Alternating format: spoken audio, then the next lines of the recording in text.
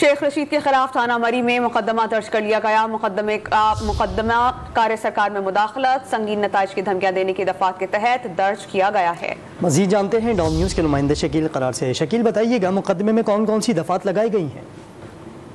इसमें जो इस्लामाबाद पुलिस के सब इंस्पेक्टर की दरखास्त पर थाना मरी में एफआईआर दर्ज हुई है साबिक वज़ीर दाखिला शेख रशीद के खिलाफ। उसने मौक़िफ़ इख्तियार किया कि जब थाना पारा की पुलिस रेड के इलाके में जो थाना मरी का इलाका है वहाँ गिरफ्तारी की जब गई तो शेख रशीद ने अपने मुलाजमीन के हमरा न सिर्फ पुलिस पार्टी पर हमला किया, उनको हरासा किया और एक एहलकार की वर्दी तक फाड़ दी और इस पर मज़ामत की और अपने आप को छुड़ाने की कोशिश की, जिसका पर मुख्तलिफ दफात के तहत थाना मरी में बाकायदा तौर पर दाखिला के खिलाफ एफआईआर दर्ज हो चुकी है।